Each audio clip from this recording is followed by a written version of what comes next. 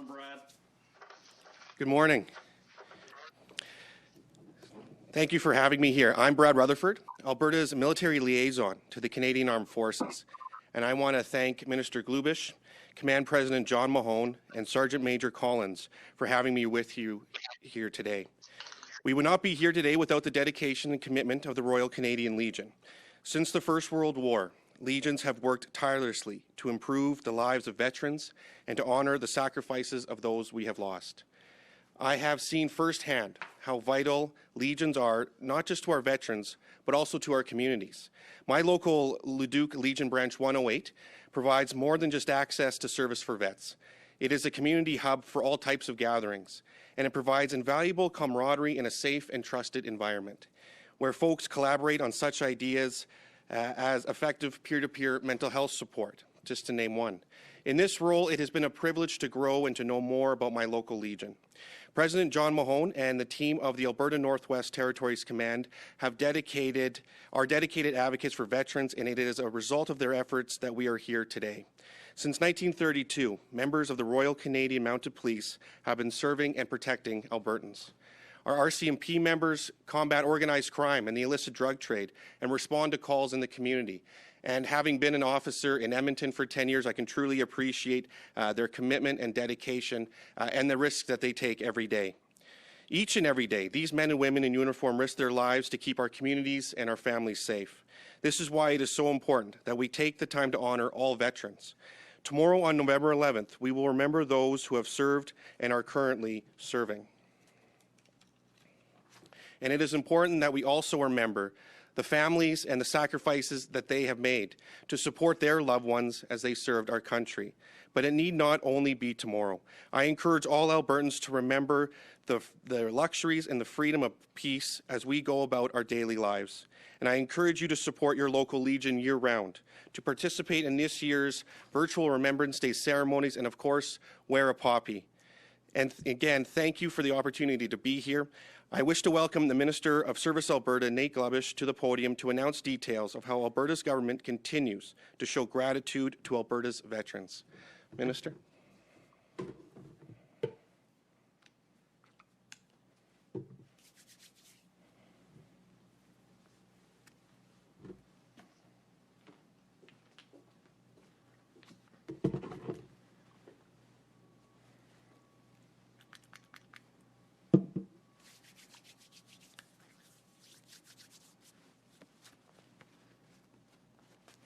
Well, thank you, Brad, and thank you, everyone.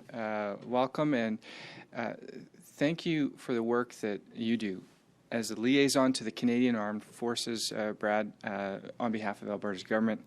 I want to echo Brad's welcome and give thanks to Command President John Mann from the Royal Canadian Legion and Sergeant Major Leilani Collins from the Royal Canadian Mounted Police for joining us here this morning at an especially busy and important time of year for them. Tomorrow, Canadians from coast to coast remember the brave women and men who put themselves at risk and fought for our freedom and our safety. That courage and sacrifice is why we wear poppies, and while remembrance of our veterans will look different this year due to the pandemic, the Honour Guard present at cenotaphs will still be in place, which traditionally consists of a member of the Canadian Army, the Royal Canadian Navy, Royal Canadian Air Force, and the Royal Canadian Mounted Police. Historically, members of the RCMP have served alongside their military colleagues in World Wars I and II, and beginning October 19th of 1989, members of the RCMP have participated in United Nations missions. On the home front, Mounties display the same courage, duty, and at times sacrifice. I think, for example, of the 4 young RCMP constables who were killed in the line of duty in Mayerthorpe in 2005. Unfortunately, Alberta is not unique in seeing tragedies like this, and it was following the 2014 fatal shooting of 3 RCMP officers in Moncton, New Brunswick, that the Royal Canadian Legion changed its definition of veteran to include members of that service. The Alberta government first received a request from the Legion to extend eligibility for a veteran's license plate to the RCMP in September 2015. Today, we are granting that request. We're here today to pay special attention to and recognition of members of the Royal Canadian Mounted Police, and I'm pleased to announce that Alberta's government has updated eligibility requirements so that members and veterans of the RCMP with 3 years of active service can apply for and receive an Alberta Veterans License Plate for their personal vehicle. And I have an example here to show you of what that would look like.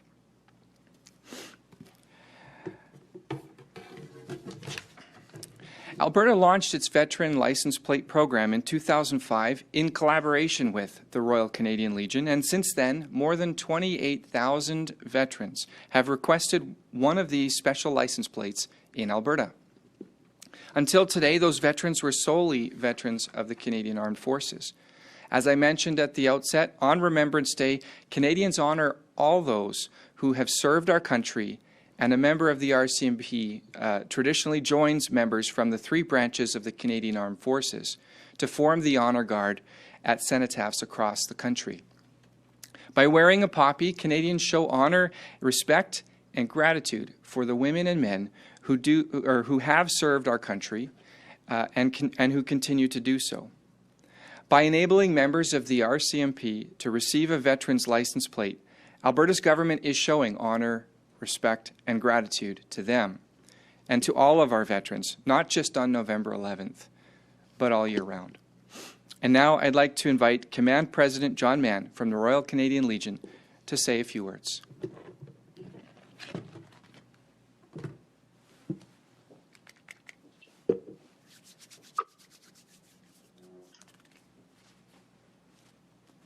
Thank you, Mr. Glubish. Mr. Rutherford, Sergeant Major Collins. This is an amazing day, and I thank the Alberta government for bringing this to fruition. The tragedies of Mayor Thorpe and Moncton will ever be etched in our memories.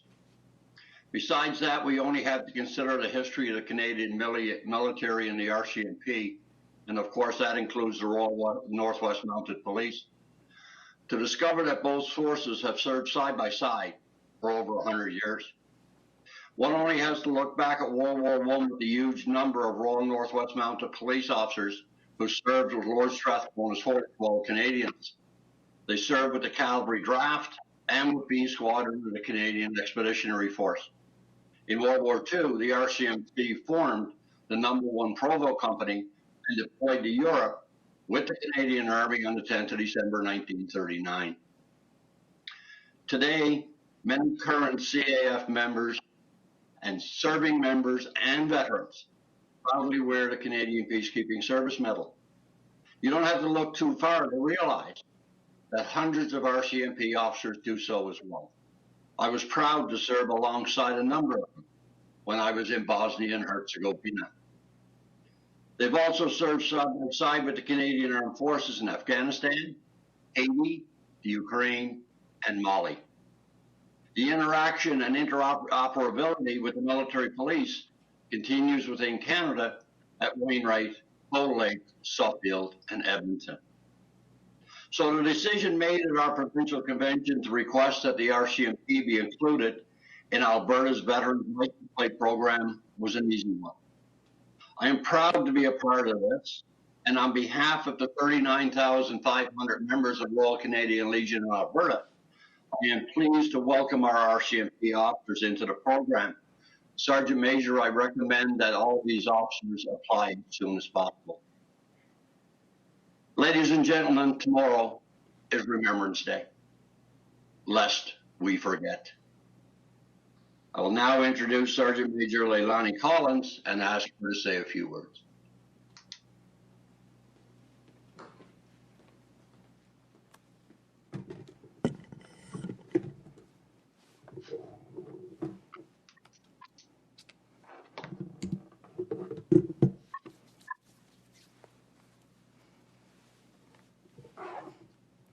Good morning. Thank you, Minister Glubish, MLA Rutherford, and Mr. Mann. I would like to begin by acknowledging that we are on Treaty 6 territory, traditional territory of the First Nations and Métis peoples, whose footsteps have marked these lands for centuries. I am also so grateful for the service of Indigenous veterans who so graciously served our country. and continue to do so today. Your honored service is respected and appreciated. I'm extremely honored to be here today representing Alberta RCMP members, serving and retired. We have a very deep and proud connection to the Canadian military. In the Boer War, over 200 men were granted leave to serve in South Africa. Most of these men went to serve under Sir Sam Steele, one of the Northwest Mounted Police officers that led the March West. Sir Sam Steele was later charged with leading Lord Strathcona Horse, a cavalry unit made up mostly of retired and serving Northwest Mounted Police members. Many of those serving members came home to resume their police duties in their communities. In World War I, the Royal Northwest Mounted Police was relentless in its commitment to serve overseas. Many members at the time were resigning from the force, driven to answering the call of duty for Canada. The Royal Northwest Mounted Police saw action across Europe, contributing to Canadian war efforts. In World War II, the RCMP put forward members of the force to form a company of serving police officers. Number 1 Provo Company was formed, and RCMP members saw battle in Europe, including Dieppe and Ortona. I tell you about our history in this fashion, as I know our members, past and present, are committed to serving. Answering the call of service was a common thread among our members of the past, and that continues to hold true today. Our members and civilian staff serve overseas, accepting a wide variety of missions that not only keep Albertans and Canadians safe, but also aid the citizens of the countries that we serve in. While our history with Canada and its battles is long, it is more likely that people will recognize us as the Mounties they see on patrol all over rural Alberta. I can tell you, we are as proud of our service in those communities that we serve today as we are of our sacrifices on the battlefields of the past. When the call comes, we are proud to answer, even if the ultimate price must be paid. The recognition of this commitment in such a public way speaks to the gratitude and remembrance that Albertans and Canadians have, and I am humbled to be part of this announcement. On behalf of my colleagues, past and present, thank you to the Royal Canadian Legion for this recognition and to Service Alberta for implementing this significant change.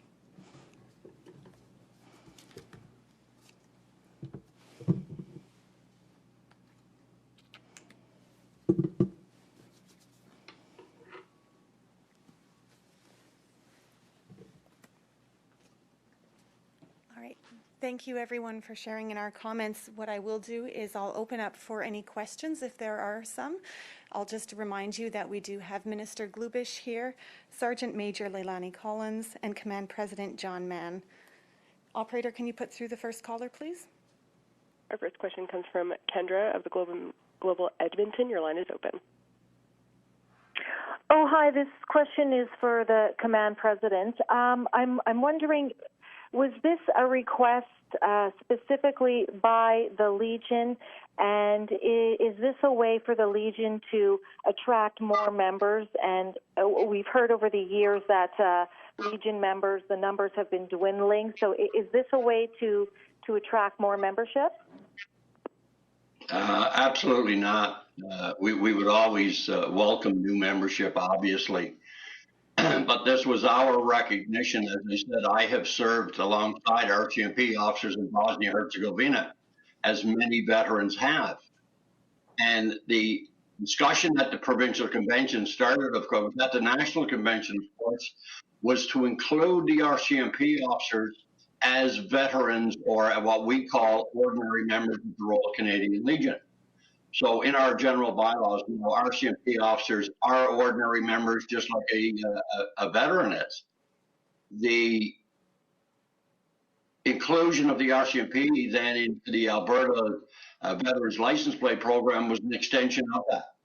We consider RCMP officers as veterans, and that was the sole background for asking the Alberta government to include them in the program. Thank you. Have you got a Can I just follow up, please? Yep. Yeah, and thank you for that and for clarifying. Can you speak to the Legion numbers to this day? Where are you at with membership in Alberta? And are you actively trying to get more members right now? Thank you. We, without a doubt, we are recruiting into the Royal Canadian Legion is an ongoing process that will never cease.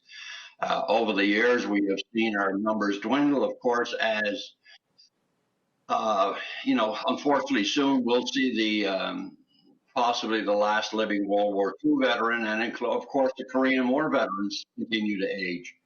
So our numbers have over the years dwindled.